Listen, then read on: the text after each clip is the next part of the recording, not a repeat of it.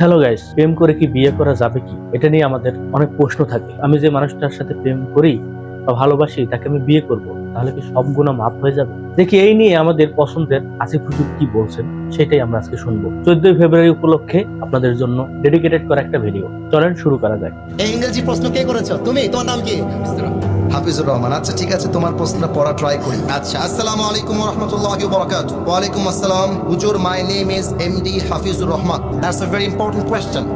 সে বলেছে কারোর সঙ্গে প্রেমে যে আমরা পড়ে যাই, ভালোবাসায় যে পড়ে যাই, এটা কি ইসলামে জায়েজ আছে কিনা, এবং প্রেম করে বিয়ে করাটা জায়েজ আছে কিনা, that was the first question.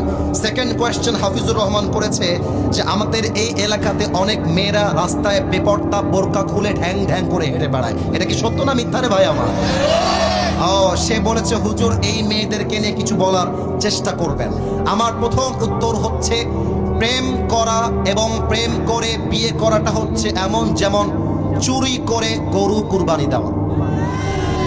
অনেকে বলে হুজুর প্রেম তো করছি, কি হয়েছে, হাম তো শাদি কর লেঙ্গে, বহুত জলদি কর লেঙ্গে। তো এমন একটা ভাব যে ও বিয়ে করলেই মনে হয় সব গুনাহ মাফ হয়ে যাবে। ব্যাপারটা এরকম নয়। কোন মেয়েকে রাস্তায় পছন্দ হয়েছে, লাইন মারতে যাবা না, সোজা গিয়ে মেয়েকে বলবা আপনার বাপের নাম্বারটা হবে কিনা। মেয়ে যদি বাপের নাম্বার দেয়, সোজা মোবাইল ফোনটা বের করে নাম্বারটা তুলবা।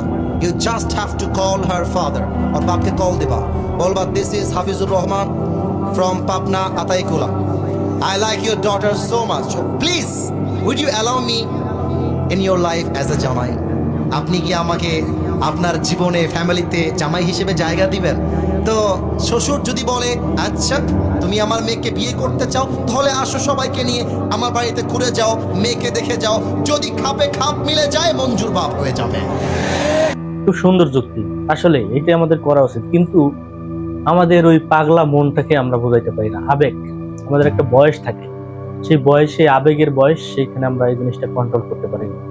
যদি আল্লাহর প্রতি ভয় থাকে বা ইসলামের প্রতি যদি আনুগত্য থাকে, তাহলে হয়তো বা এই আবেগটা ভিতরে কাজ করবে না।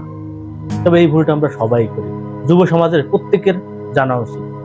আর মেয়ের বাপ যদি বলে যে বাবা আমার মেয়ের না অন্য কোথাও বিয়ে ঠিক হয়ে গেছে, বলবা আল্লাহ হাফেজ।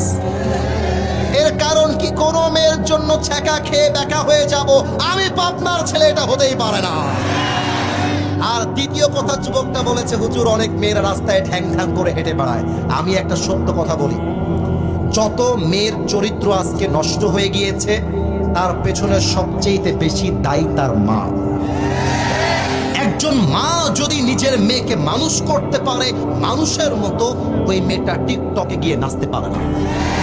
একটা মেয়ে যদি তার বাড়ি থেকে বেপরদায় বের হয়, তার ওড়না খুলে বের হয়, বুঝতে হবে এটা তার দোষ হওয়ার আগে তার বাপ এবং মায়ের দোষ সবার আগে। যুবক ভাইরা বলেন, আরে আমি আমার মেয়ের মা, আমি বলবো তোর মতো মেয়ে যদি বাড়ি থেকে বেপরদায় বের হয়, আগামীকাল তোকে আমরা ত্যায্যপুত্র করে দিব, তোর সঙ্গে আমাদের সম্পর্ক নাই।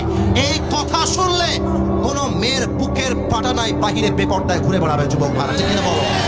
আর আমার আফসোস লাগছে বলতে, বোরকা পরলেও আজকাল দিনদার হওয়া যায় না। অনেক মেয়ে বোরকা পরেও পার্কে গিয়ে বয়ফ্রেন্ড নিয়ে প্রেম করে বেড়ায় পাবনার ভাইরা।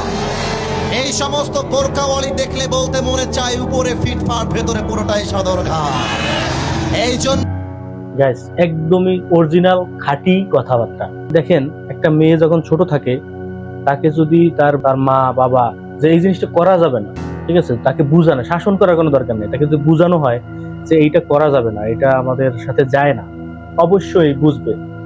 কিন্তু আপনি যখন মেয়েটা অনেক বড় হয়ে যাবে, মানে 18+ হয়ে যাবে, তখন কিন্তু আপনি তাকে কন্ট্রোলে আনতে পারবেন না, কারণ সে তার ভালো মন্দ বোঝার যে আক্কেলটা সেটা তার হয়ে যায়। তখন আর আপনার ওই পথটা থাকবে না। তাই ছোট বয়সেই তাকে ওই আদব কায়দাটা শেখানো উচিত। আমি আমার ছোট্ট মাথায় যেটা বুঝি, বড় হয়ে গেলে আপনি তার লাগাম ধরতে পারবেন না, কারণ সে তখন অ্যাডাল্ট, সে তখন যা খুশি তাই করতে পারবে, এবং তার ফ্রেন্ড সার্কেল, বন্ধু বান্ধব, আরো অনেক পরামর্শদাতা চলে আসবে। তো ছোট থাকতে তার পরামর্শদাতা শুধুমাত্র বাবা মাই থাকে, তারাই কন্ট্রোল করতে পারে। যারা বাবারা এসেছেন, যারা মায়েরা এসেছেন, মাথায় রাখবেন আমার সামনে একটা প্লেট আছে, প্লেটে বিড়ালের খাবার রাখা আছে, মাছ। প্লেটটা আমি ঢাকলাম না, আর বিড়ালকে বললাম বিড়াল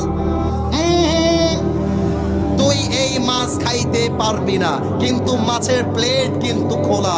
আপনি যতই বোঝান বিড়াল কিন্তু বুঝবে না।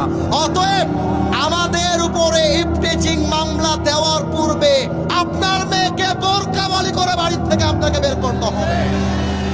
আল্লাহ প্রিয় বাপ মাদেরকে বোঝার তৌফিক দান করুক, পড়না আমিন। কথাগুলো একদমই সত্য, বাস্তব। এই কথাগুলো যদি মানুষ নিজের মনের গভীরে যদি ঢুকাইতে পারে, আমি মনে করি যে এই ধরনের ভুল হবে না। ভিডিওতে কথা বললে অনেক কিছু বলা যায়, তবে সব কথা মানতে হয় না। কিছু কিছু বিষয় আছে, সেগুলো যদি মানুষ মানে অথবা বুঝে, তাহলে সবকিছুই সমাধান হয়। আজকে পর্যন্ত সবাই ভালো থাকেন, সুস্থ থাকেন। দেখা হবে যে কোনো একটা ভালো একটা ভিডিও। আসসালামু আলাইকুম।